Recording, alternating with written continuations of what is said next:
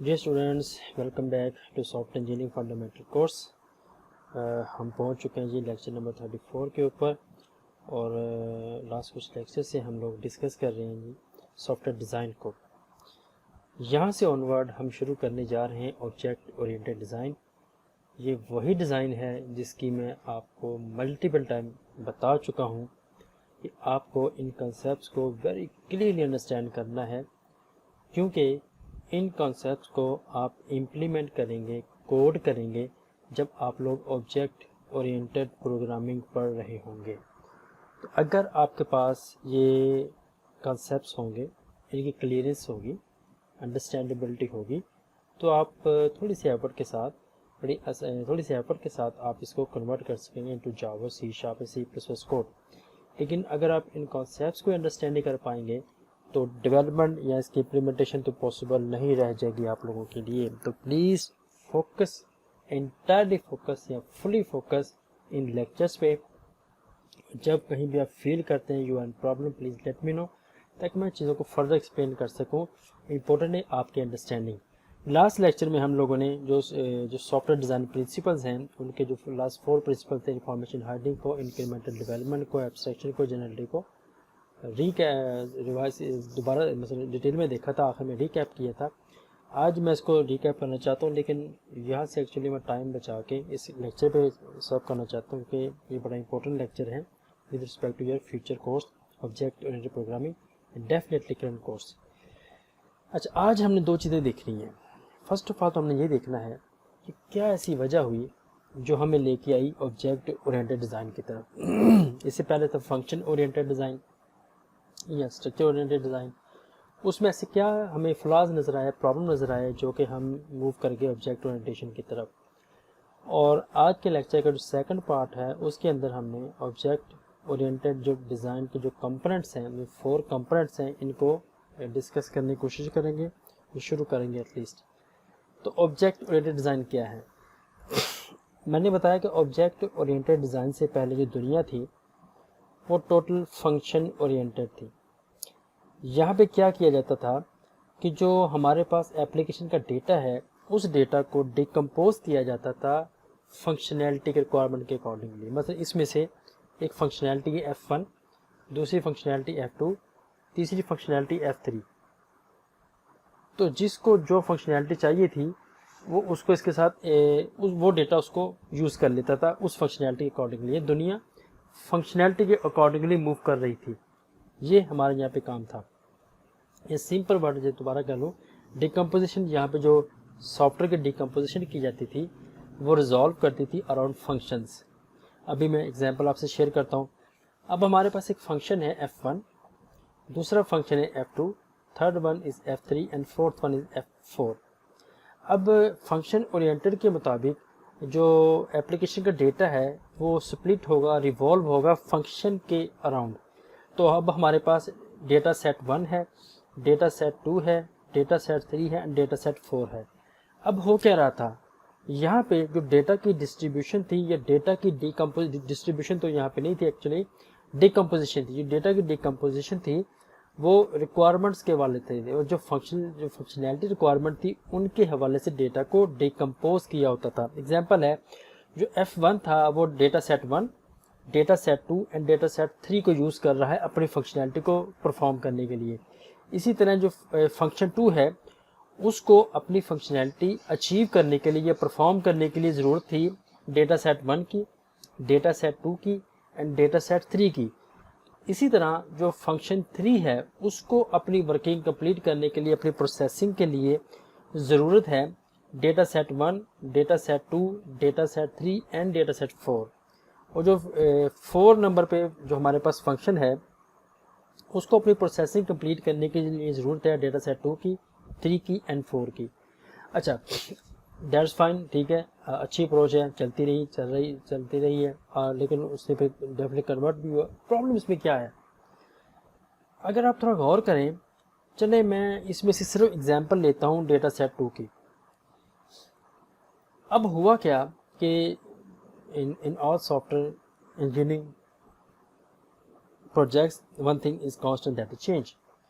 तो यहाँ पे अब चेंज आया कि डेटा सेट 2 जो है उसको चेंज करना है, या दूसरे वर्ड में आप ये कह लें कि जो फंक्शन 1 है वो चाहता है कि उसको अपनी वर्किंग में जो फंक्शनैलिटी जो हमने डेटा को डिकम्पोज किया था वो थोड़ी चेंज चाह रहा डेटा सेट 2 में।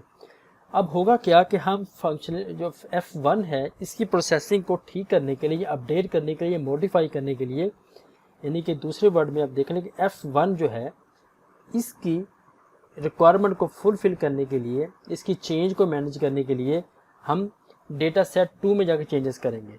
ठीक हो गया, वेल डन, बहुत अच्छा हो गया। लेकिन जैसे ही हम डेटा सेट 2 को मॉडिफाई करेंगे, चेंजेस करेंगे, अपडेशन करेंगे, मॉडिफिकेशन करेंगे, what will happen with F2, F3 and F4? F1 के अकॉर्डिंगली तो ये फंक्शनैलिटी चेंज हो गई, लेकिन वो जो चेंज थी वो एक्सेप्टेबल नहीं थी, या वो चेंज नहीं चाहिए थी फंक्शन 2 को, फंक्शन 3 को एंड फंक्शन 4 को, जो कि एक्सेस कर रहे सेम डेटा। तो फंक्शन 1 को अचीव करने के लिए हम लोगों ने फंक्शन 2, 3 एंड 4 को अपने डिस्टर्ब कर दिया। तो इस किस्म के प्रॉब्लम हमें नज़र आ रहे थे जब हम फंक्शन ओरिएंटेड सिस्टम में मूव कर रहे थे। और दूसरे नंबर पर इसमें प्रॉब्लम क्या था, सिस्टम को, सॉफ्टवेयर को देखा जाता था with respect to functionality, not with respect to data. मतलब फंक्शनैलिटी, क्योंकि इसलिए तो फंक्शन ओरिएंटेड है ना, कि यहाँ पे सिस्टम को फंक्शनैलिटी के अकॉर्ड पर्सपेक्टिव से देखें, डेटा उस पर डिपेंडेंट है, फंक्शनैलिटी पे। तो ये जो चीज़ थी, ये जो पैराडाइम था, उसमें ये हमें कुछ इशू नज़र आए, जिसका फिर हमने सोल्यूशन निकालने की कोशिश की विद ऑब्जेक्ट ओरिएंटेड डिज़ाइन। अच्छा, अब क्वेश्चन है कि ऑब्जेक्ट ओरिएंटेड डिज़ाइन ऐसा क्या खास कर दिया जो को फंक्शन ओरिएंटेड नहीं कर सका? तो ऑब्जेक्ट ओरिएंटेड डिज़ाइन ने क्या किया, उन्होंने कहा कि फंक्शनैलिटी और जो डेटा, मतलब वो डेटा जो फंक्शनैलिटी को चाहिए, जो इनको दोनों को एक ही जगह पे इकट्ठा अवेलेबल होना चाहिए। एग्जाम्पल क्या है, एक डेटा स्टूडेंट की क्लास है, तो स्टूडेंट की क्लास में स्टूडेंट्स के बारे में जो डेटा है वो, और इस डेटे के ऊपर जो ऑपरेशन परफॉर्म करने हैं, ये दोनों की दोनों एक ही जगह पे होनी चाहिए और दोनों एक ही एंटिटी माने जानी चाहिए। जैसे लास्ट जो हमने देखा फंक्शन ओरिएंटेड में फंक्शनैलिटी के रिजॉल्व दुनिया घूम रही थी, यहाँ पे आपको नज़र आएगा ऑब्जेक्ट्स के इर्द गिर्द दुनिया रिजॉल्व करते नज़र आएगी आपको। और एक ऑब्जेक्ट्स में आपको दो चीज़ें नज़र आएंगी, डेटा भी होगा और ऑपरेशन भी होंगे या बिहेवियर भी होगा, और ये दोनों चीज़ें सिर्फ वो वाली होंगी जो कंसर्न करती हैं उस पर्टिकुलर ऑब्जेक्ट्स के साथ। एग्जांपल है, मोबाइल फ़ोन है, तो मोबाइल फ़ोन के रिलेटेड जो डेटा है, जो ऑपरेशन है, वो सिर्फ उसी फंक्शन में होंगे। ये नहीं होगा कुछ ये कि यहाँ पे कुछ डेटा है, लैपटॉप भी यूज़ कर रहा है और कुछ डेटा ये मोबाइल फ़ोन भी यूज़ कर रहे हैं, तो यहाँ पे आपको ऐसी चीज़ें नज़र नहीं आएंगी। अच्छा, अब यहाँ पे क्या होगा कि यहाँ पे आप देख सकते हैं कि ये फंक्शनैलिटी है और ये है जी वो चीज़ें हैं जो यहाँ पे आपको कॉमन नज़र आ रही हैं इन पॉइंट ऑफ व्यू से। इनको अभी फ़िलहाल अगर आप अंडरस्टैंड नहीं कर पा रहे तो ऐसी कोई इशू नहीं है, अभी मैं आगे इसी को एक्सप्लेन करने की कोशिश करता हूँ। अच्छा, वही क्वेश्चन जी कि वही we should focus on object orientation. तो जो ऑब्जेक्ट यहाँ पे जो डबल ओ है, इसका मतलब है जी ऑब्जेक्ट ओरिएंटेड। तो लिहाजा मैं यहाँ पे ऑब्जेक्ट ओरिएंटेड आगे नहीं लिखूंगा, डबल ओ ही लिखूंगा, ताकि आप ये फिलहाल अंडरस्टैंड कर लीजिएगा what does it mean by double O. अच्छा, तो डबल ओ टेक्नोलॉजी क्या करती है, ये सॉफ्टवेयर मॉडलिंग की टेक्नोलॉजी है। इस सॉफ्टवेयर की हमें मॉडलिंग क्रिएट कर देता है, उस मॉडल से हम कोड जनरेट करते हैं। मॉडलिंग में क्या होगा, क्लास डायग्राम डेवलप होती है। क्लास डायग्राम क्या होती है, इंशाल्लाह हम इसी लेक्चर में शुरू करेंगे क्लास डायग्राम के बारे में जानने के लिए। अब ये करेंगे क्या, ये एप्लीकेशन का जो डेटा है और जो प्रोसेस है, प्रोसेस का मतलब जो ऑपरेशन है जो इस डेटा के ऊपर होंगे, इन दोनों को इनकैप्सुलेट करेगी। अब इनकैप्सुलेशन क्या होता है, ये भी हमने सॉफ्टवेयर डिज़ाइन प्रिंसिपल्स में देखा था कि कैप्सूल की जो तरीका है, यहाँ पे डेटा को और प्रोसेस को दुनिया से छुपा लिया जाएगा, हाइड किया लिया जाएगा और उसको एज आ सिंगल सॉफ्टवेयर एंटिटी तौर पर ट्रीट किया जाएगा। यानी कि अब हम क्या कर रहे हैं कि टाइटली आपस में लिंक कर रहे हैं डेटा को भी और ऑपरेशंस को भी। अब ये नहीं है कि सेम डेटा है, डिफरेंट ऑपरेशन है, मल्टीपल ऑब्जेक्ट्स के जिस पे काम करे, ऐसा नहीं है यहाँ पे। या इससे पहले हम ये भी नहीं कहेंगे ये सिर्फ फंक्शंस की दुनिया चल रही है। अब डेटा और इस डेटे पे जो फंक्शन परफॉर्म होने दोनों कोलेक्टिवली एक ही जगह पे हमने इकट्ठे कर दिए हैं और वो रिलेटेड हैं सिमिलर ऑब्जेक्ट्स के लिए, और हमने इन दोनों को मिला के एक चीज़ कंसिडर कर ली है जिसको हम कहते हैं जी सॉफ्टवेयर एंटिटी।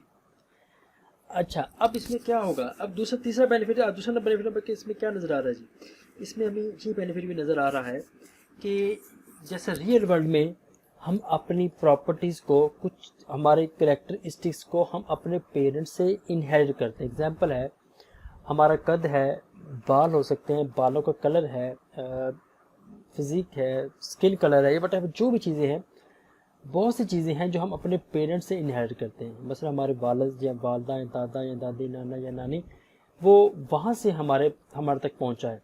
तो इसी तरह से ऑब्जेक्ट ओरिएंटेशन में भी ये चीज़ पॉसिबल है कि क्लासेस आपस में प्रॉपर्टीज़ को इनहेरिट कर सकें। तो यहाँ पे आप देखेंगे कि जैसे परदादा होता है, उसके बाद वालिद साहब होते हैं, फिर हम लोग होते हैं, तो इसी तरह की हायरार्की आपको यहाँ भी नज़र आएगी। और कैसे नज़र आएगी, जब हम इनहेरिटेंस को डिटेल में देखेंगे तो वहाँ पे इसका मैं जिक्र करूँगा। फिलहाल आप ये समझें कि तीन चीज़ें हम यहाँ से अचीव कर सकें। पहले नंबर पर डबल ओ ने क्या कर दिया, हमें सॉफ्टवेयर को मॉडल करना सिखा दिया कि सॉफ्टवेयर को मॉडल कैसे किया जाएगा। मॉडलिंग से डायरेक्ट हम कोड में जा सकते हैं अभी। तो अब हमारे पास जो चीज़ है वो रिक्वायरमेंट से मॉडल, मॉडल से कोड। फिलहाल आप इसको किसी SDLC का ना सोचें, सिर्फ इसका समय में लेके आए। दूसरा बेनिफिट हमें इसमें क्या हुआ कि आपको यहाँ पे डेटा और प्रोसेस दोनों को एक ही यूनिट माना गया है, ये दोनों अलग चीज़ें नहीं हैं, और इसको हमने कह दिया ये कि ये सॉफ्टवेयर एंटिटी है। और तीसरे नंबर पर जैसे रियल वर्ल्ड में हम प्रॉपर्टीज़ इनहेरिट करते हैं, वो इनहेरिटेंस आपको यहाँ भी नज़र आ रही है। तो रूल ऑफ थंब क्या हुआ, जितने भी ऑब्जेक्ट ओरिएंटेड सॉफ्टवेयर सिस्टम हैं उसमें ऑब्जेक्ट्स होंगे, और ये ऑब्जेक्ट्स जो हैं डिकम्पोज किए हुए होंगे हायरार्किकल तरीके से, यानी कि इनकी जो डिकम्पोजिशन है वो हायरार्किकल की होगी, हाईली कोहेसिव होंगे और लूजली कपल्ड होंगे। अगर वो हाईली कोहेसिव हैं डेफिनेटली लूजली कपल्ड भी होंगे। कैसे, मसलन हाईली कोहेसिव कैसे हैं, हमने बताया, अभी हमने डिस्कस किया कि डेटा और इस डेटा के जो प्रोसेस है ये एक ही पार्ट है। तो इसका मतलब क्या है, ये डेटा कौन सा होगा, ये डेटा वो होगा जो कि सिर्फ स्टूडेंट्स के बारे में होगा, जो सिर्फ टीचर्स के बारे में होगा, जो सिर्फ कोर्सेज के बारे में होगा। और ऑपरेशन कौन से होंगे, सिर्फ वही होंगे जो सिर्फ कोर्सेज पे ऑपरेट कर रहे हैं, जो कोर्सेज के डेटा पे ऑपरेट कर रहे हैं, स्टूडेंट्स के डेटा पे ऑपरेट कर रहे हैं, टीचर्स फैकल्टी के डेटा पे ऑपरेट कर रहे हैं। इसमें वो फंक्शंस नहीं होंगे जो किसी और क्लास के होने चाहिए थे। तो ये बेनिफिट आपको मिल गया। तो लिहाजा हमने क्या करना कोशिश कर रहे थे, स्टूडेंट्स की क्लास जो है वो सिर्फ स्टूडेंट्स की इंफॉर्मेशन को लेके चलेगी, दैट इज़ कोहेजन। कोहेजन में क्या था कि सिंगल कंसेप्ट इंप्लीमेंट होना चाहिए। तो अब आपको नज़र आएगा कि ऑब्जेक्ट जो है, फर्स्ट के जो क्लास का ऑब्जेक्ट है, एग्जांपल है जो स्टूडेंट का ऑब्जेक्ट है, इसमें सिर्फ स्टूडेंट्स के बारे में डेटा होगा। ठीक है, तो ये हमें चीज़ें बेनिफिट अवेलेबल हो गया जब हम ऑब्जेक्ट ओरिएंटेशन की बात करते हैं। मैंने बताया था यहाँ पे हमें 4 कंपोनेंट नज़र आएंगे किसी भी ऑब्जेक्ट ओरिएंटेड सिस्टम के। Very very very very important. पहला क्वेश्चन है कि क्लास, ठीक है। अब इसमें कि क्लास क्या चीज़ है, तो क्लास की जो डेफिनेशन है वो ये कि representation of a type of object. मैं इसको सिर्फ रीड कर रहा हूँ ताकि हम अंडरस्टैंड कर सकें चीज़ों को, लेकिन डेफिनेटली जो इसका बुक्स में निकल के चीज़ों को बताने की कोशिश करूँगा आपको मैं, ये सब चीज़ें क्या हैं। दूसरे नंबर पे क्या है जी, a class is a blueprint from which the individual objects are created. तो यहाँ तक देखें, लास्ट लेक्चर में दोबारा रिपीट कर रहा हूँ कि कुछ अक्सर पहले हमने कहा था कि जो हाई लेवल लैंग्वेजेस हैं जैसे जावा है, सी शार्प है, C++ है, पाइथन है, बाकी जो भी हैं, ये हमें, इवन PHP है, ये हमें फैसिलिटेट करती है कि हम लैंग्वेज को एक्सटेंड कर सकें। अब लैंग्वेज के एक्सटेंशन से मतलब क्या है, लैंग्वेज की एक्सटेंशन से मतलब ये है कि ऐसी डेटा टाइप्स जो कि हमें चाहिए, हमारी रिक्वायरमेंट है, लेकिन लैंग्वेज उसको सपोर्ट नहीं करती। एग्जांपल है, लैंग्वेज में जो प्राइमेटिव डेटा टाइप्स हैं वो है इंटीजर है, डबल है, कैरेक्टर है, फ्लोट है, लॉन्ग है, बुलियन है, इस किस्म की चीज़ें हैं। लेकिन जब हम अपने रियल वर्ल्ड में आते हैं तो एग्जांपल एक यूनिवर्सिटी सिस्टम है, तो यूनिवर्सिटी सिस्टम में हमें नज़र क्या आते हैं, ऑब्जेक्ट्स। ऑब्जेक्ट्स उसमें क्या नज़र आएंगे जी, स्टूडेंट एक ऑब्जेक्ट है, टीचर एक ऑब्जेक्ट है, वाइट बोर्ड एक ऑब्जेक्ट है, मल्टीमीडिया एक ऑब्जेक्ट है, क्लासरूम एक ऑब्जेक्ट है, टेबल एक ऑब्जेक्ट है। इर्द गिर्द आप हर चीज़ को मूव करके देखेंगे आपको ऑब्जेक्ट नज़र आएगा। अब इनमें से मैं ऑब्जेक्ट ले लेता हूँ मल्टीमीडिया। अब मेरा क्वेश्चन आपसे ये कि मैं मल्टीमीडिया को मॉडल करना चाहता हूँ प्रोग्रामिंग में। तो जैसे आप लोग लिखते हैं integer number is equal to 100, ठीक है। तो इसका मतलब क्या है कि मेमोरी के अंदर एक जगह, एक स्पेस रिजर्व होगी जो होगी इंटीजर टाइप की। मतलब अब हम उम्मीद नहीं करते इस पर कैरेक्टर या स्ट्रिंग सेव होगा, ठीक हो गया। और दूसरे नंबर पे उस स्पेस का नाम हमने रख दिया नंबर। अब क्वेश्चन ये है कि जो मल्टीमीडिया है, जब हम इसको रिप्रेजेंट करना चाहते हैं रियल सिस्टम में, तो क्या मैं इसको लिखूं इंटीजर मल्टीमीडिया, क्या हम इसको लिखेंगे बुलियन मल्टीमीडिया? लेकिन ये तो मल्टीमीडिया जो है ये कॉम्बिनेशन है डिफरेंट डेटा टाइप का। मतलब पॉसिबल है इसका जो मॉडल नंबर है वो इंटीजर टाइप का होना चाहिए, इसका जो नेम है वो स्ट्रिंग होना चाहिए, इसकी जो प्राइस है वो फ्लोट या डबल होनी चाहिए। तो इस तरह से हम देखते हैं कि एक मल्टीमीडिया के अगेंस्ट में हमें तो मल्टीपल डेटा टाइप्स चाहिए। तो ये चीज़ तो हमें लैंग्वेज सपोर्ट नहीं कर रही। तो फिर हम क्या करते हैं, इन सब चीज़ों के लिए हम लिखते हैं अपनी खुद की डेटा टाइप। जो हम खुद की डेटा टाइप लिखते हैं जो लैंग्वेज सपोर्ट नहीं करती, लैंग्वेज हमें अलाउ करती है हम इसको एक्सटेंड कर सकें, तो खुद की लिखी हुई डेटा टाइप, खुद की क्रिएट की हुई डेटा टाइप को हम कहते हैं क्लास। आई होप अब आप एक पॉइंट को ले चुके होंगे। तो हर क्लास में आपको 3 पार्ट्स नजर आएंगे। जो पहला हिस्सा है उसको कहते हैं क्लास का नेम, दूसरे हिस्से को कहते हैं क्लास के एट्रीब्यूट्स, और तीसरे हिस्से को हम कहते हैं जी क्लास में ऑपरेशंस। ये सब चीज़ें अभी डिटेल में देख लेते हैं। सिंपल वर्ड में ये देख लें, क्लास के नेम से मतलब है कि क्लास का नेम क्या होना चाहिए। दूसरे वर्ड में आप ये कह लें कि डेटा टाइप का नेम क्या होना चाहिए। जैसे डेटा टाइप है इंटीजर, तो उसका नाम भी इंटीजर है, ठीक है। तो अब हमने क्लास क्रिएट की है जो कि प्रॉब्लम में जो हमें एक्सटेंड करेगी फैकल्टी को, तो हम उसका नाम रख देंगे फैकल्टी। टीचर रख सकते हैं, स्टूडेंट रख सकते हैं। तो ये जो हम सिंपल नाउन लिखते हैं नाउन, वो हमारे पास क्लास का नेम आ जाएगा। दूसरे नंबर पे जी एट्रीब्यूट्स। एट्रीब्यूट्स का मतलब है उस पर्टिकुलर डोमेन में, उस पर्टिकुलर सिस्टम में उस क्लास में क्या डेटा होना चाहिए। एग्जांपल है जो स्टूडेंट की क्लास है, जो स्टूडेंट का हमने एक नया ऑब्जेक्ट डिफाइन किया, एक नई डेटा टाइप डिफाइन की है, उसके अंदर कौन कौन से डेटा होना चाहिए या कौन कौन से एट्रीब्यूट्स होने चाहिए या कौन कौन सी फील्ड्स होनी चाहिए। तो एक स्टूडेंट जो है, मेरा ख्याल है उसका रजिस्ट्रेशन नंबर, उसका नेम, उसका CGPA और किस डिसिप्लिन में पढ़ रहा है, ये पढ़ रही है। ये 4 चीज़ें हम फील करते हैं कि ये क्लास एक नई डेटा टाइप में होनी चाहिए, तो हम इसे कह देंगे जी स्टूडेंट, इसका नाम होगा। एट्रीब्यूट्स इसमें होंगे जी, एट्रीब्यूट्स में कौन से होंगे, रजिस्ट्रेशन नंबर, नेम, डिसिप्लिन और CGPA। तो ये एट्रीब्यूट्स पे समझ आ गया। अब इन एट्रीब्यूट्स को हमने एक्सेस करना है।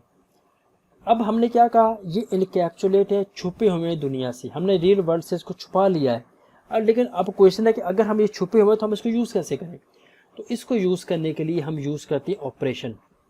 तो ऑपरेशन में क्या होगा, इस वक्त करंट जो भी स्टेटस है ऑब्जेक्ट का, हमें वो भी चाहिए। अब हमने इस स्टेट को अगर हमने चेंज करना है तो तब भी हमें ऑपरेशन चाहिए। एग्जाम्पल है जो स्विच हमारे घर में लगा, ऑन ऑफ स्विच लगा है, तो अब ये ऑन स्टेट में है। मैं जब तक इस पर ऑपरेशन परफॉर्म नहीं करूँगा, इसको ऑफ करने का, इसकी स्टेट में चेंज नहीं करूँगा, ये ऑफ नहीं होगा। तो इस किस्म की आपको यहाँ भी बिहेवियर नज़र आएगा। तो ऑपरेशन एट्रीब्यूट्स की स्टेट के बारे में हम बताते भी हैं और उन स्टेट्स को मॉडिफाई भी करने में हेल्प करते हैं, चेंज करने में हेल्प करते हैं। I hope you record the point. अब हम करेंगे क्या, वेरी सिंपल। अब आपने करना क्या है, अब मैंने आपके सामने कुछ डायग्राम यहाँ पे लेके आया, कुछ पिक्चर्स हैं। अब आप करें क्या, इन पिक्चर्स में से देखते हैं हर एक पिक्चर को, उनमें से देखें कौन से ऐसे कॉमन एट्रीब्यूट्स हैं, कॉमन डेटा है, कॉमन फील्ड्स हैं जो आपको सारी पिक्चर्स में नज़र आ रही हैं।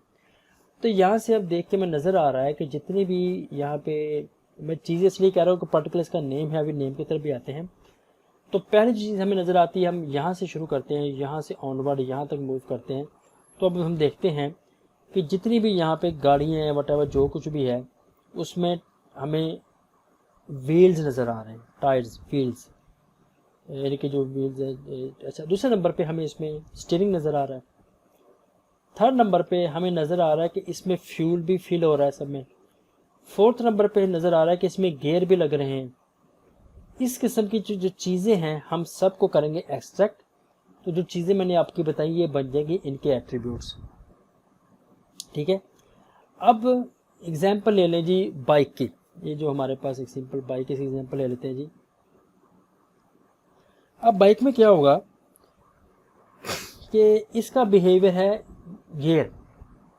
अब जब तक इसके गियर को चेंज नहीं किया जाएगा ये अपने उस गियरिंग सिस्टम में ही रहेगा। एग्जांपल है, आप फर्स्ट गियर पे हैं, आप जब तक अप्लाई गियर नहीं करेंगे सेकंड में नहीं मूव कर सकते, थर्ड में नहीं मूव कर सकते, फोर्थ में नहीं जा सकते, फोर्थ से थर्ड पे नहीं आ सकते, थर्ड से टू पे नहीं आ सकते हैं। तो गियर होना इसकी स्टेट है, मतलब गियर होना इसका एट्रीब्यूट है। अब इस एट्रीब्यूट को मॉडिफाई करने के लिए हम जो यूज़ करते हैं वो है ऑपरेशन। तो इन सारी चीज़ों में से जो चीज़ें हमने एक्सट्रैक्ट की हैं कॉमन, उन सब चीज़ों को हम एक नाम दे देते हैं। जैसे मैंने कहा हर क्लास का नेम होगा, तो इस क्लास का नेम हम रख देते हैं जी व्हीकल। दूसरे एग्जांपल देख लेते हैं। अब हमारे पास यहाँ पे एग्जांपल है ये सब। अब हमने क्या करना है, दो चीज़ें यहाँ से ड्राइव करनी है। कौन सा ऐसा डेटा है जो इन सारे के सारे एरोप्लेन में नज़र आ रहा है, इन सारे के सारे चीज़ों में नज़र आ रहा है। दूसरे नंबर पर इन डेटा के अगेंस्ट पे कौन से ऑपरेशन हैं, जब तक वो ऑपरेशन नहीं होंगे इनके स्टेट में चेंज नहीं आएगा। और थर्ड नंबर पर हम आइडेंटिफाई करेंगे कि इस डेटा टाइप का नाम क्या होना चाहिए। तो नेमिंग के हवाले से तो सिंपल से इसका नाम एरोप्लेन होना चाहिए। ठीक है जी, एरोप्लेन इसका नाम हो गया। अब नेक्स्ट क्या है इसमें, नेक्स्ट इसमें ये है कि एरोप्लेन जो है वो फ्लाई करता है। ठीक है जी, उड़ सकता है, ज़मीन पे वापस आ सकता है, स्पीड चेंज कर सकता है, और इसमें सीट्स हैं और बहुत सी चीज़ें जो आप फील कर सकते हैं, जो इन सब में आपको कॉमन नज़र आ रही हैं, वो इसकी स्टेट बन जाएंगी या दूसरे वर्ड में इसके एट्रीब्यूट्स बन जाएंगे। अब इन एट्रीब्यूट्स को एक्सेस करने के लिए हमारे पास ऑपरेशंस होंगे। आई होप अब इससे बेनिफिट क्या हुआ, अब हम एक नई डेटा टाइप इंट्रोड्यूस करवा दिया दुनिया को जो इससे पहले नहीं थी, जिसका नाम रख दिया हमने। चूँकि हम इसके क्रिएटर हैं तो हम फ्री हैं इसका नाम रखने के लिए, लेकिन कोशिश करते उसी डोमेन का नाम लिखे बल्कि कोशिश किया मेक श्योर करें। अब हमारे पास आ जाएगा, इसका नाम होगा एरोप्लेन। अब हम लिख सकते हैं aeroplane A is equal to new aeroplane A dot speed A dot, जो हमने इसके काम करने, जो चीज़ें हमने इसके आइडेंटिफाई की हैं। तो ये कंसेप्ट है जी क्लास का। आई होप अब आप समझ सके होंगे। अच्छा, अब ये है क्लास। तो जैसे क्लास आएगी तो इसके साथ बाय डिफ़ॉल्ट ऑब्जेक्ट भी आएगा। ऑब्जेक्ट क्या होता है, ये एक टेंजिबल एंटिटी है। दोबारा देख लें जी, ऑब्जेक्ट क्या एक टेंजिबल एंटिटी है और इसमें वेल डिफाइंड इसका बिहेवियर होता है। अब इसका मतलब क्या है जी, एक ऑब्जेक्ट में दो चीज़ें आपको ज़रूर नज़र आएंगी। कौन सी, एक स्टेट और एक बिहेवियर। ये वही स्टेट है जिसका हमने वहाँ पे नाम रखा था एट्रीब्यूट, और ये वही बिहेवियर है जिसको मैंने यहाँ पे हमने कहा था ऑपरेशंस। तो क्लासेस के अंदर आप उसको, जो मैंने वहाँ पे एट्रीब्यूट कहा था, आप उसे स्टेट कह सकते हैं। जो हमने वहाँ पे इसको ऑपरेशन कहा था, आप उसको बिहेवियर कह सकते हैं। तो एक ऑब्जेक्ट में दोनों चीज़ें होंगी। ठीक है, अब रील में एग्जांपल देख लेते हैं। तो जैसे हमने अभी जिक्र किया, एक ऑब्जेक्ट में 2 कैरेक्टरिस्टिक्स होने चाहिए, पहला है स्टेट का, दूसरा जी बिहेवियर का। तो स्टेट में क्या है जी कि उसका डेटा, उसका एट्रीब्यूट है। एग्जांपल है जी बाइसिकल। अब बाइसिकल के में कौन सी स्टेट होनी चाहिए या कौन सी स्टेट होगी और इसका बिहेवियर क्या होगा। तो इस पर्सपेक्टिव से देखें कि जो बाइसिकल है उसमें इसमें है कि इस वक्त गियर कौन सा है, या सिंपल आप गियर कह सकते हैं, इसकी स्पीड कह सकते हैं, इसके पैडल कह सकते हैं। अब जब तक आप इस पे फोर्स अप्लाई नहीं करेंगे, पैडल मूव नहीं करेंगे। जब तक आप इसके गियर को चेंज नहीं करेंगे, इसका गियर चेंज नहीं होगा। जब तक आप इसकी स्पीड को चेंज नहीं करेंगे, इसकी स्पीड में चेंज नहीं आएगा। तो ये सारे काम करने के लिए, गियर चेंज करने के लिए, स्पीड कम ज़्यादा करने के लिए कोई ना कोई मैकेनिज़्म होगा। तो पैडल पे जो फोर्स लग रही है, या तो हम कहेंगे कि यहाँ पे कोई ना कोई ऑपरेशन होगा, कोई ना कोई बिहेवियर होगा जिसके इसके गियर को चेंज करेगा, जो इसके पैडल को मूव करवा के चेंज करके इसकी स्पीड को कम ज़्यादा करेगा। और उसके साथ साथ क्या हो सकता है कि हमें इस बाइसिकल को रोकना भी है, तो इसमें एक ब्रेक का भी फंक्शन होगा। मतलब इस वक्त इसकी स्टेट क्या है कि ये मूव कर रहा है या ये स्टे स्टेट में है। तो ये सब के सब चीज़ें हम इसके बिहेवियर कह देते हैं। तो ये कहाँ से आएगा? ये उसके डोमेन से आएगा जिस डोमेन का ये सॉफ्टवेयर है। अब आप ज़रा सोचें इसके बारे में, जिसको मैं एरोप्लेन कह सकता हूँ, फाइटर जेट है।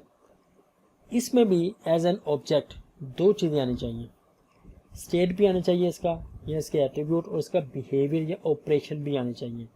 तो फॉर द टाइम बिंग या जनरल पर्पस के लिए हम कहते हैं जी कि एक जो ऑब्जेक्ट है एरोप्लेन या फाइटर जेट, उसका स्टेट क्या है कि स्पीड हो सकती है, ये बम गिरा सकता है और इसको फ्यूल भरवाना पड़ेगा। अगेन ये जो मैं आपको स्टेट बता रहा हूँ, पॉसिबल है आप 26, 27 या 30 प्लस स्टेट और बता दें। ये यहाँ पे सारी की सारी स्टेट को लिखना इम्पोर्टेंट नहीं है। यहाँ पे बताना इम्पोर्टेंट ये है कि एक ऑब्जेक्ट की स्टेट हो सकती है, वो स्टेट, अब क्वेश्चन है कि एक ऑब्जेक्ट की फ़र्ज़ करें 500 स्टेट्स हैं, तो उन 500 में से हम कौन सी स्टेट को लिखेंगे या कंसिडर करेंगे। तो यहाँ पे हम तमाम उन स्टेट्स को कंसिडर करेंगे जो इस वक्त करंटली हमें चाहिए होगी। एग्जांपल है, अगर हम इस एरोप्लेन को यूज़ कर रहे हैं किसी जंग के सॉफ्टवेयर के लिए जहाँ पे वार हो रही है, तो वहाँ पे हम इसका बॉम्ब्स का भी लेके आएंगे, बाकी सब चीज़ें भी लेके आएंगे, स्पीड भी लेके आएंगे। लेकिन अगर फ़र्ज़ करें ये एक एरोप्लेन है जो सिर्फ एज डेकोरेशन के पीस के ऊपर सिर्फ हमने लिया हुआ है कि ये एक एरोप्लेन है ताकि म्यूज़ियम में पड़ा हुआ है, तो वहाँ शायद इसका बॉम्बे में फीचर जैसे फ्यूल का फीचर भी नहीं चाहिए होगा। तो डिपेंड करता है डोमेन पे, उस कंडीशंस पे जिसके अगेंस्ट में जाके हम इसके एट्रीब्यूट्स स्टेट्स को फाइनलाइज करते हैं। तो अब इसकी स्पीड कम ज़्यादा की जा सकती है, बॉम्ब गिराया जा सकता है, फ्यूल को रीफ्यूल किया जा सकता है, इसकी डायरेक्शन चेंज की जा सकती है, इसको उड़ाया जा सकता है, इसको रोका जा सकता है, इसको ज़मीन भी वापस लाया जा सकता है, और भी बहुत सी बिहेवियर है जो इसका कलर चेंज किया जा सकता है, और भी बहुत सी चीज़ें हैं जो कि इस ऑब्जेक्ट के साथ की जा सकती है। अगेन वो सब की सब चीज़ें हमें नहीं चाहिए, हमें सिर्फ वो चीज़ें चाहिए जिसका कंसर्न इस प्रॉब्लम के साथ है जो हम सॉल्व कर रहे हैं। आई होप कि अब आपको नज़र आ गई क्लासेस। अच्छा, अब क्लास भी समझ आ गई, ऑब्जेक्ट भी समझ आ गया। तो अब क्वेश्चन ये है कि दोनों में डिफरेंस क्या है? क्या दोनों एक ही चीज़ है? अगर दोनों एक ही चीज़ है, इसके दो नाम क्यों हैं? अगर दोनों एक चीज़ नहीं है, डिफरेंट है, अगर दोनों में डिफरेंस है तो वो डिफरेंस क्या है? तो ये एक बड़ा इम्पोर्टेंट पॉइंट है जिसको आपको समझना होगा। ये मैं समझाने के लिए आपके सामने एक प्रॉब्लम लेके आता हूँ। आपके ख्याल में ये क्या चीज़ है? बाइसिकल है, टैंक है, एरोप्लेन है? तो हम सब डेफिनेटली इसको देख के इस चीज़ पे तो पहुँच चुके हैं कि ये कार है। ठीक हो गया। इसको देखते हुए हमें क्या अंडरस्टैंडिंग हो रही है? एक कार में डोर्स होंगे, व्हील्स होंगे, इसकी बॉडी होगी, इसमें मिरर लगे होंगे, इसमें लाइट्स होंगी, ये चल सकती है, इसका गियर चेंज किया जा सकता है, इसको स्पीड अप किया जा सकता है, इसको फिर फ्यूल फ्री किया जा सकता है। आपको इसकी स्टेट्स और इसके बिहेवियर का आइडिया हो जाएगा इसको देख के, ठीक है। लेकिन अब मेरा क्वेश्चन आपसे ये है कि ये कौन सी वाली कार है? क्या मुझे बता सकते हैं इसका मॉडल? क्या ये विड्स है? क्या ये टोयोटा करोला है? क्या ये GLI है? क्या ये सुजुकी वैगनआर है? क्या ये मर्सिडीज़ है? क्या ये मसलन वटएवर जो भी आप इसका नाम, क्या मुझे आप कंफर्म बता सकते हैं? हम में से कोई भी नहीं बता सकता ये कौन सी वाली गाड़ी है, इसका मॉडल कौन सा है। लेकिन हम सब ये बता सकते हैं ये कार है, इसके स्टेट्स कौन सी हैं, ये इसके एट्रीब्यूट्स कौन से हैं, इसके ऑपरेशंस कौन से हैं। तो जब ये चीज़ हमें पता लग जाए तो इस चीज़ को हम कहते हैं क्लास। अब ज़रा आप गौर कीजिएगा, वो तमाम ऑपरेशंस, वो तमाम एट्रीब्यूट्स जो आपको यहाँ पे नज़र आए वो आपको यहाँ पे नज़र आ रहे हैं। लेकिन इसको देख के आप मुझे बता सकते हैं, अगर मैं कहता हूँ कि ये मर्सिडीज़ है तो क्या आप यकीन करेंगे मेरी बात का? नेवर। अब आपको पता लग जाएगा कि ये विड्स है या निसान की कोई गाड़ी है, लेकिन अब आप मुझे इसका मॉडल बता सकेंगे, जबकि इससे पहले जो मैंने कार थी रेड कलर की उसमें आप इसका मॉडल नहीं बता सके थे। इसको देख के आपको नज़र आ रहा है इसमें वो तमाम स्टेट्स, वो तमाम ऑपरेशंस, वो तमाम एट्रीब्यूट जो गाड़ी में थे इसमें भी हैं। लेकिन अब मैं कह ये GL है, ये VL, ठीक है जी। अब हम इसको देख लेते हैं। अगर हम इसको सिंपली कह दें कि ये मेहरान है, या हम इसे कह दें कि ये वैगन आर है, या हम इसको लैम्बोर्गिनी या बटे जो भी कह दें, आप नहीं मानेंगे, आप नो ये मर्सिडीज बेंज है, ऐसे पता चला, या ये मर्सिडीज की कोई भी टाइप है। तो इन सब चीज़ों में डिफरेंस क्या है? इन सब चीज़ों में डिफरेंस ये है कि ऑब्जेक्ट्स की एक यूनिक आइडेंटिटी होती है। मतलब जितने भी ऑब्जेक्ट्स हैं इनमें कोई ना कोई आइडेंटिफिकेशन होती है। जैसे आप रूल ऑफ थंब के मुताबिक ये भी ऑब्जेक्ट है, ये भी ऑब्जेक्ट है, ये भी ऑब्जेक्ट है, और ये क्लास है। तो क्लास में क्या होता है? उस डोमेन के कॉमन फीचर्स होते हैं। मतलब उस गाड़ियों, इस तमाम गाड़ियों में, ये जितनी भी गाड़ी आपको नज़र आ रही है, इन गाड़ियों में जितने भी कॉमन फीचर्स हैं वो सारे के सारे आपको यहाँ पे नज़र आ रहे हैं। अब यहाँ से हमारे पास आ जाएगी एक नई डेटा टाइप जिसका नाम होगा कार। तो अब हम क्या करेंगे, इस डेटा टाइप से क्रिएट करेंगे ये वाले ऑब्जेक्ट। जैसे आपके पास एक डेटा टाइप है इंटीजर, तो आप ये कह सकते हैं कि इंटीजर एक क्लास है। लेकिन जैसे हम कह देते हैं integer n is equal to 100, तो अब ये आप कह लें कि जो हमने n क्रिएट किया है ये उसका ऑब्जेक्ट है। ये जी एक किस्सा, इसका मुख्तसर किस्सा। ओके जी, अब इसके बारे में क्या ख्याल है?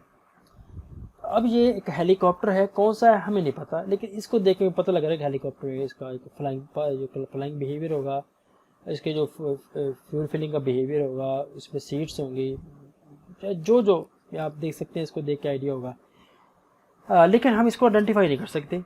ठीक है जी, अब आप यहाँ पे देखें, इसको देख के मैं क्लियर आइडिया हो जाएगा कि ये एक कोबरा एरोप्लेन है, उसके बाद ये एयर एम्बुलेंस है, और ये हमारे पास एक जनरल हेलीकॉप्टर जो हमारे वज़ीर आला वगैरह यूज़ करते हैं। तो अब हमें यहाँ से देख के आइडिया हो जाएगा कि यहाँ पे हमारे पास एक हेलीकॉप्टर, एक ऑब्जेक्ट होगा। Helicopter H is equal to, helicopter कौन सा होता है? कोबरा का हो सकता है, एयर एम्बुलेंस का हो सकता है, जनरल पब्लिक हो सकता है। तो ये जो चीज़ हमें नज़र आ रही है, दीज आर ऑब्जेक्ट्स। लेकिन what is it? It is a class. और जब तक क्लास नहीं होगी, जब तक हमारे पास क्लास नहीं होगी, हम इसके ऑब्जेक्ट क्रिएट नहीं कर सकते। जैसे जब तक आपके पास इंट डेटा टाइप नहीं है, आप उसका वेरिएबल डिक्लेयर नहीं कर सकते। I hope you got the point. अच्छा, अब यहाँ से ऑनवर्ड जो हम चीज़ करेंगे वो ये है कि जो जितनी भी क्लासेस हैं उनको रिप्रेजेंट करने के लिए हम फॉलो करेंगे UML का तरीका। और अगर आपको याद हो, मैंने लास्ट टाइम क्या बताया था, UML क्या है? Unified modelling language. हम इस ये एक लैंग्वेज है जो कि हमें विजुअली रिप्रेजेंट करती है मुख्तलिफ डायग्राम को। तो इसमें जो क्लास डायग्राम है उसको रिप्रेजेंट करने के लिए क्या तरीका है जी? क्लास डायग्राम को रिप्रेजेंट करने के लिए यहाँ पे एक जैसे बिल्डिंग होती है 3 स्टोरी बिल्डिंग, ये भी 3 स्टोरी बिल्डिंग होगी। जो सबसे टॉप वाली स्टोरी होगी उसमें होगा क्लास का नेम। तो इस मामले में जो सबसे टॉप पे आपको स्टोरी नजर है उसमें लिखा रहा है स्टूडेंट। इसका मतलब है जो क्लास का नेम है वो है जी स्टूडेंट। जो उससे नीचे वाली स्टोरी है उसमें ये जो आपको नजर आ रहा है, यहाँ पे लिखते हैं इसके एट्रीब्यूट्स या स्टेट्स या फील्ड्स।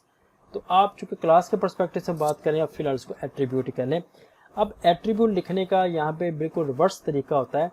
वो तरीका क्या होगा? एट्रीब्यूट का नेम क्या है, जैसे यहाँ पे लिखा नेम, डिसिप्लिन, CGPA, आगे लिखा होगा कॉलन, और कॉलन के साथ लिखी होगी इसकी डेटा टाइप। तो बेसिकली ये रियल वर्ल्ड में अगर आप देखेंगे तो ये यहाँ पे लिखा होगा फ्लोट,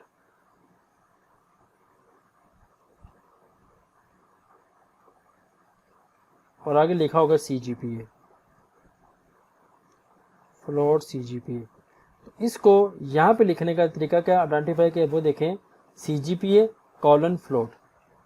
तो ये तरीका है जी इसको यहाँ पे रिप्रेजेंट करने का। और जो सबसे नीचे वाला फ्लोर आपको नज़र आ रहा है उसमें होता है ये वाला, इसमें होता है जी ऑपरेशंस। और मैंने आपको यही बताया था कि एक क्लास को रिप्रेजेंट करने के हमारे पास 3 एलिमेंट्स होने चाहिए। ये 3 कैरेक्टर्स होते हैं। क्लास का नेम क्या है, उसके एट्रीब्यूट्स क्या हैं और उसमें ऑपरेशंस कौन से हैं। तो ये 3 मंजिला बिल्डिंग या 3 स्टोरी बिल्डिंग जो है ये क्लास है। सबसे टॉप पे क्लास का नेम, फिर उससे जो नीचे है वो आ जाएगा हमारे पास इसके एट्रीब्यूट्स, और सबसे बॉटम वाला जो आ जाएगा उसमें होगा इसके ऑपरेशंस। अच्छा, अब आपको यहाँ पे कुछ और भी चीज़ नज़र आ रही है। क्लास नेम भी नज़र आ रहा है, ठीक है, इसके एट्रीब्यूट में नज़र आ रहे हैं, नेम, डिसिप्लिन, CGPA इसके एट्रीब्यूट्स हैं। अब आप देखें टेक क्लासेस, ये एक मेथड है, रिटर्न टाइप इसकी इंटीजर है। इंटीजर पूरा यहाँ पे लिखते हैं, INT नहीं लिखते। उसके बाद यहाँ पे लिखे जी गेट को। अच्छा, अगर आप फर्ज करें फिलहाल for time being string float, इनको इग्नोर भी कर देंगे तो कोई नहीं, एक्सेप्टेबल है, लेकिन लिखना बेहतर, क्योंकि कई ऐसे टूल हैं जो कि इसके अगेंस्ट कोड भी जनरेट कर देंगे। एनीहाउ, और तीसरे नंबर पे है प्रीपेड नोट्स। तो ये मेथड्स या फंक्शंस हैं इसके, सिंपल वर्ड में ये ऑपरेशंस हैं। अच्छा, अब आपको यहाँ पे कोड चीज नजर भी आ रही है, वो नजर आ रहा है यहाँ पे किसी के साथ लिखा है माइनस, कहीं पे लिखा प्लस। तो इसका मतलब क्या है, यहाँ पे आपको 3 किसी की चीज नजर आएगी, एक माइनस, एक नजर आएगा प्लस, एक नजर आएगा हैश। वैसे तो पैकेज भी होता है, लेकिन फिलहाल इसको छोड़ें।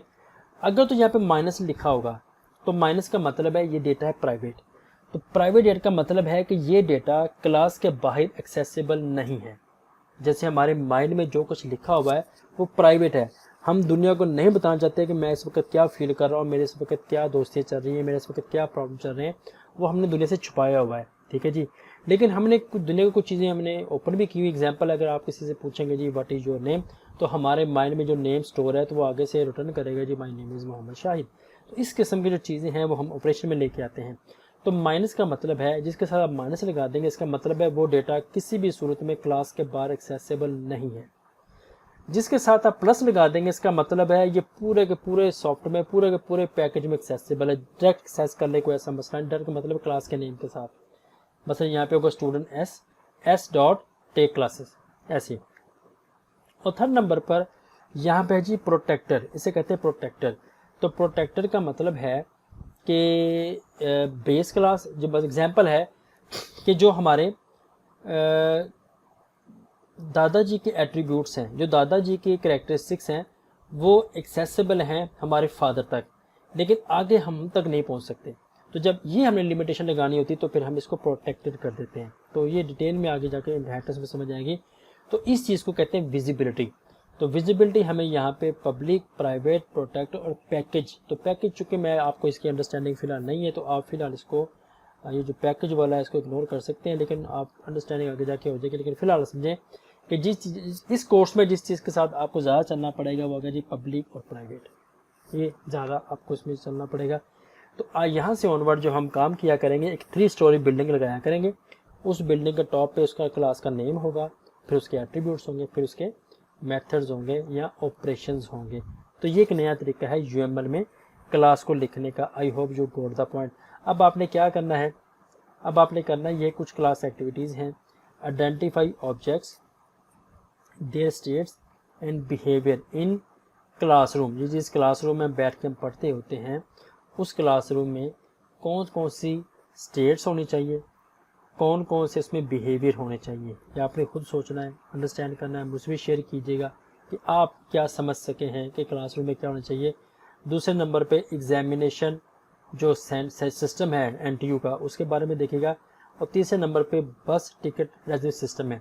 अब आप सिंपली क्या कीजिएगा कि कम अज़ कम आपने 3 स्टेट्स सोचनी हैं क्लास की, 3 स्टेट्स सोचनी हैं एग्जामिनेशन की, और कम से कम 3 स्टेट्स आपने अंडरस्टैंड करनी है बस टिकट रेजर्व सिस्टम की। और इसी तरह से मिनिमम 3 ही आपको बिहेवियर सोचने होंगे क्लासरूम के, 3 ही आपको बिहेवियर सोचने होंगे एग्जामिनेशन के, और 3 ही आपको बिहेवियर सोचने पड़ेंगे बस टिकट रेजर्व सिस्टम के। तो ये है जी आपके assignment. Please do it. I hope कि आप ये आसानी से कर लेंगे। तो इशू है, I am here to help you. तो आज ये था जी हमारा आज का लेक्चर। आज के लेक्चर में हम लोगों ने समझने ये कोशिश की है कि क्यों दुनिया फंक्शन ओरिएंटेड से ऑब्जेक्ट ओरिएंटेड की तरफ आई। उसके बाद फिर हमने देखा कि एक जितने भी ऑब्जेक्ट ओरिएंटेड कंपोनेंट्स है उसमें 4 पार्ट्स इसके थे। जो पहला पार्ट था उसको हमने नाम रखा, इसका नाम है जी क्लास। दूसरा है जी ऑब्जेक्ट। थर्ड है जी इनहेरिटेंस एंड अच्छा ये एब्स्ट्रैक्ट क्लास और इनहेरिटेंस। अच्छा इसके साथ अगर आप देखें तो आज जो हमारा फोकस था वो क्लास और ऑब्जेक्ट पे था, वेरी वेरी इंपॉर्टेंट। और ये क्लास क्या ऑब्जेक्ट क्या है? क्लास हमें लैंग्वेज में एक्सटेंशन प्रोवाइड करती है, मसलन ऐसी डेटा टाइप जो कि क्लास का जो उस लैंग्वेज का पार्ट नहीं है हम क्रिएट कर सकते हैं, जो कि वैसे अवेलेबल नहीं थे, तो फिर उसको हम क्लास कह देते हैं। ऑब्जेक्ट क्या आता है कि अब इस क्लास को जब हम क्रिएट कर देंगे, जैसे आप लिख देंगे इंटीजर डेटा टाइप है या फ्लोट डेटा टाइप है, जब आप लिख देंगे float salary is equal to 95,000 point कुछ, तो तब तक ये हमारा ऑब्जेक्ट ये मेमोरी में जगह नहीं रिजर्व करेगा, लिहाजा क्लास ऑब्जेक्ट में डिफरेंस नजर आया। उसके बाद हमने देखा क्लास में जो यूएमएल नोटेशन है इसको हमने देखा, और फिर हम आइडेंटिफाई कर सकें कि क्लास को यूएमएल में कैसे रिप्रेजेंट करते हैं। तो ये था हमारा आज का lecture. If you have any question query you are always welcome. You may ask your question through YouTube comments, through Google Class, through our WhatsApp group. So until next lecture, अपना बहुत ख्याल रखिएगा। अल्लाह हाफिज़।